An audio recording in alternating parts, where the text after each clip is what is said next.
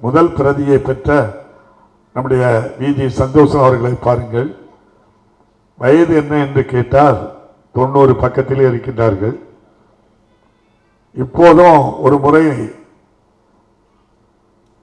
வள்ளியூரிலே ஒரு நிகழ்ச்சிக்கு வருவதாக சொன்னார்கள். காலை 10 மணிக்கு நானும் வருகிறேன் என்று சொல்லி 2 பேரும் அந்த நிகழ்ச்சிக்கு சென்றிருந்தோம். காலையிலே முதல் விமானம், அப்போது 5:30 மணிக்கு அந்த விமானம் சென்னையிலிருந்து கிளம்பும். சென்னையில் 5:30 மணிக்கு அந்த விமான நிலையம் போனோம்னா 4:30 மணிக்கு அங்கே இருக்கணும். 4:30 மணிக்கு இருந்தால் வீட்டில் 4 மணிக்கு கிளம்பணும். 4 மணிக்கு புறப்படணும்னா 3 மணிக்கு எழுந்திரிச்சிருக்கணும். 3 மணிக்கு எழும்பி அந்த விமானத்தில் வந்து தூத்துக்குடியில் இறங்கி 10 மணிக்கு அந்த நிகழ்ச்சியை முடிச்சுட்டு வடக்கன்புலத்தில் ஒரு பல்கலைக்கழகம், ஜாய் பல்கலைக்கழகத்தில் திருவள்ளுவருடைய சிலை திறப்பதற்கு அங்கேயும் வந்து நிற்கின்றார். சரி, பரவாயில்லை, இந்த ஒரு நிகழ்ச்சியோட பேர்வாங்கி போனால் அவருடைய சொந்த ஊரான கள்ளிக்குளத்திலே அதிசய பனிமயமான ஆலய திருவிழா. இரவு அங்குள்ள ஆலய நிகழ்வுகள் முடித்து சிறப்பு நிகழ்ச்சியாக இரவு நடைபெறுகிறது. 10 மணிக்கு மேடையை பார்த்தா அங்க மேடையிலே அலங்கரித்துக் கொண்டிருக்கின்றார் இந்த சிங்கம். எந்த அளவுக்கு இளமையோடு துடிப்போடு இருக்கிறது என்றால் நான் நினைத்து பார்க்கின்றேன். ஒவ்வொருவரும் சுறுசுறுப்புக்கும் உழைப்புக்கும் எடுத்துக்காட்டு யார் என்றால் விஜய் சந்தோஷம் அவர்கள் தான். அவரும் அவருடைய தமையனார் அண்ணனும் விஜய் பன்னீர்தாஸ் அவர்களும் எங்கள் ஊரிலிருந்து எப்படி வந்தார்கள், எப்படி வளர்ந்தார்கள், பொருள் ஈட்டினார்கள் என்பது பெருமை அல்ல.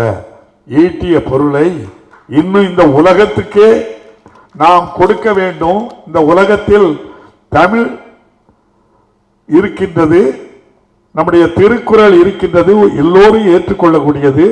அவரை உலகம் முழுவதும் கொண்டு செல்ல வேண்டும் என்பதற்காக 176 இடங்களில் நம்முடைய திருவள்ளுவருக்கு சிலை வைத்து பெருமை சேர்த்திருக்கின்றார். ஆகவே அவர் முதல் பிரதியை பெற்றது பெருமையாக எண்ணுகின்றேன். மல்லை சத்தியா அதுபோல் தான் உங்களுக்கு தெரியும். நம்முடைய சட்டமன்றத்துக்கு வர வேண்டியவர், என்ன கோபமோ தெரியல, அவரு வர மறுத்துட்டாரு. இருந்தாலும் வருவார் நம்புகிறேன் நான். அவர் இந்த அளவுக்கு எதையும் எதிர்பார்க்காமல் இருப்பது எனக்கு உண்மையிலே ஆச்சரியமா இருக்கு. நேற்று விமானம், இன்னைக்கு வியட்நாமில் ஒரு நிகழ்ச்சி. வியட்நாமா ஜோசப் கன்னுடைய இந்த புத்தக வெளியீட்டு விழாவா நான் பார்த்தேனே, அதை கேன்சல் பண்ணிட்டு இதுக்கு வந்துட்டேன்னா எந்த அளவுக்கு சொன்ன வார்த்தையை காப்பாற்ற வேண்டும் என்பதற்காக தம்பி சத்யா, அதுபோல் தம்பி கஜேந்திரன், வீரபாண்டியர் போன்றவர்கள் எல்லாம் மனதில் பட்டதை எதுக்கு யாருக்கும் பயப்படாமல் அஞ்சாமல் தைரியமாக சொல்லுகின்ற ஆற்றல் பெற்றவர்கள். வீரபாண்டியரும் தம்பி ஜோசப் கன்னடியும் நண்பர்கள் என்பதை சொன்னார்கள். எந்த அளவில் அந்த இடத்தில் இருந்து குடிசை வீட்டில் இருந்து வந்தோம் என்று சொன்னார்கள். அப்பாவும் குடிசை வீட்டில் இருந்து தான் வந்தோம். பள்ளிக்கு செல்ல வேண்டும் என்றால் 7 கிலோமீட்டர் தூரம் நடந்தே சென்று நடந்தே தான் வந்தோம். சைக்கிள் கூட வாங்க முடியாத நிலை எனக்கு மட்டுமல்ல, அதுதான் அன்றைய நிலை. ஒரு கிராமம், ஒரு வீட்டில் தீப்பத்தச்சு கங்கு எடுத்து தான் மற்ற வீடுகளுக்கெல்லாம் சமையல் செய்ய வேண்டிய நிலை. தீப்பெட்டி வாங்கி சமையல் செய்கின்ற அளவுக்கு பொருளாதாரம் கிடையாது. இது நாங்கள் வாழ்ந்த காலம். எங்க ஊர்ல 200 வீடுன்னா 10 வீட்டில் தீ எறிஞ்சாதான் மீதி 190 வீட்டிலும் கங்கு எடுத்து பண்ணுவாங்க. இதுதான் அன்றைய நிலை. எல்லாருக்கும் அப்படிதான் இருக்கு. ஆனால் இன்று வீட்டு வாசல்ல வந்து கூட்டிட்டு போறோம். நம்முடைய முதல்வர் கட்டணமில்லா பேருந்து 12 படித்து முடித்தவுடன் மாதம் 1000 ரூபாய் பட்டம் படிப்பு முடிக்கும் வரை காலை சிற்றுண்டி, மதிய உணவை தந்தது பெருந்தலைவர் காமராஜர் என்றார். காலை சிற்றுண்டியை தந்தது இன்றைய முதல்வர் மு.க. ஸ்டாலின். ஆண்டுக்கு நாள் ஒன்றுக்கு 20 லட்சம் பேர் அந்த உணவை உண்ணுகின்றார்கள் நம்முடைய பிள்ளைகள். அப்படியானால் காலம் எவ்வாறு மாறி இருக்கிறது என்று வளர்ந்திருக்கிறோம். வளர்ந்ததை, வளர்ச்சியை எல்லோரிடமும் இருந்து தம்பி வீரபாண்டியர் சொன்னது போன்று 40 கோடி பேரில் 4 பேர் அதை எடுத்துக்கொள்ளக்கூடாது என்று சொல்கின்றார். ஒரு ஏழை டிராக்டர் வாங்கினா டியூ கட்டலன்னா டிராக்டரை தூக்கிட்டு போயிருந்தாங்க. பேங்க்ல 14 லட்சம் கோடி ரூபாய் வங்கியில் ரைட் ஆஃப் பண்ணிருக்கு. ரைட் ஆஃப் பண்ணியா அதை தேடி பார்க்கேன்.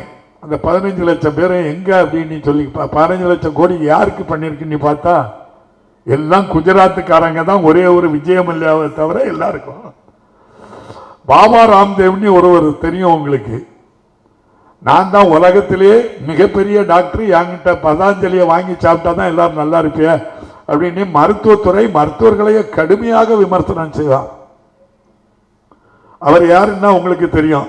எனக்கு அங்கே இந்த 3வது இடத்துல இருக்கிறது ஐயா நம்முடைய மாண்புக்கு பாரத பிரதமர் ஐயா மோடி மாதிரி தான் தெரியுது. அவங்கள பார்க்க முகச்சாயில பார்க்கும்போது அவருக்கு பின்னால் தான் இந்த பாபா ராம்தேவ் போவார்.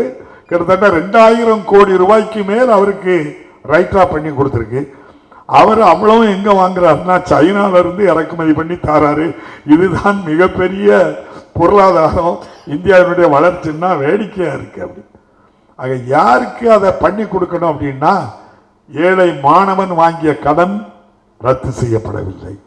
ஏழை விவசாயி வாங்கிய கடன் ரத்து செய்யப்படவில்லை. 67 100 ரூபாய் ஒரு பவுன் தங்கம். சி கிளாஸ் ஒரு வாத்தியாருடைய சம்பளம் 100 ரூபாய். ஒரு பவுன் தங்க 100 ரூபாய். ஒரு வாத்தியார் சம்பளம் 100 ரூபாய். ஒரு கோட்டை நெல் 100 ரூபாய். இன்னைக்கு நெல் ஒரு கோட்டை 2000 ரூபாய். ஆசிரியர் சம்பளம் 50,000 ரூபாய். ஒரு பவுன் தங்க 60,000 ரூபாய். விவசாயி விளைய வச்சு நம்மளை சாப்பாட்டுக்கு தாரான். அவன் நிலைமை என்ன, நம்ம நிலைமை என்னன்னு நீங்க பாருங்க. அதைத்தான் இப்போ பஞ்சாப் பகுதியிலே எங்களுக்கு விவசாய பொருட்களுக்கு விலை நிர்ணயம் செய்யுங்கள்னு கேட்காங்க. எல்லாம் நீங்க பார்த்துருப்பீங்க. நான் அரசியலுக்காக சொல்லவில்லை, அரசியல் பேசவும் மாட்டேன். அப்பாவு சபாநாயகர் எல்லாருக்கும் பொதுவானவர். உங்களை போன்று நானும் நாட்டில் நடக்கதை நான் சொன்னனே தவிர 14 லட்சம் கோடி ரூபாயை ரைட்டா பண்ணிருக்குன்னா 15 முதல் 50 பேர்களுக்கு பண்ணிருக்கு அப்படின்னு சொன்னா அவ்வளவு பேரும் குஜராத்துக்காரங்கன்னு சொல்றாங்க. எனக்கு தெரியாது, சொல்லுதான் சொன்னா இல்லைன்னா யாருன்னு நீங்க தான் சொல்லணும். 14 லட்சம் கோடியும் யார் யாருக்கு. இன்னைக்கும் பத்திரிகை பாருங்க, கடந்த ஆண்டு 1.5 லட்சம் கோடி, இந்த ஆண்டு 1.5 லட்சம் கோடி ரைட்டா பண்ணிருக்குன்னு நாடாளுமன்றத்தில் சொல்றாங்க. எழுத்துப்பூர்வமா கொடுக்காங்க. யாருக்கு கொடுத்தோங்கிறத மட்டும் சொல்ல மாட்டாங்க. ஒரு ஏழை வீட்டு பையன் வங்கியில கடன் வாங்கியிருக்கான், கட்ட முடியல, படிக்க கடன் வாங்கியிருக்கான். அவன் குடும்ப போட்டோவை வங்கியில வைக்காங்க. இவன் பேங்க்ல லோன் எடுத்துட்டு கட்டல அப்படின்னு சொல்லி எத்தனை லட்சம் கோடி ரூபாய வங்கி மிகப்பெரிய தொழிலதிபர்களுக்கு வாங்கிய கடனை அப்படியே ரைட்டா பண்ணி ஒத்த வரியில முடிச்சுட்டு போறாங்களே. அதை கேட்டா நாடாளுமன்றத்தில் அழமையா சொன்னாங்க, ரைட் ஆப் என்பது கடன் ரத்து அல்ல, வசூலிப்போ. எவ்வளவு வசூலிச்சிருக்க 10 வருஷத்துல?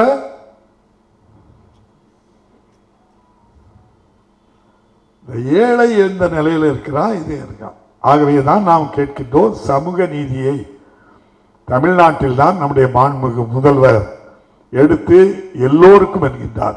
ஏழை கட்டணம் இல்லாமல் பெண்கள் பேருந்திலே செல்லலாம், காலை சிற்றுண்டி உண்டு, மதிய உணவு உண்டு, இலவசமாக எல்லாம் தருகின்றோம்.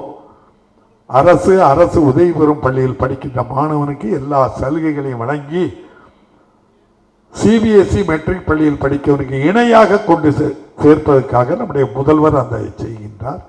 சாமானிய மக்கள் தொழில் தொடங்கக்கு 1.5 கோடி 2 கோடி வரை உங்களுக்கு மானியம் தருகின்றார்.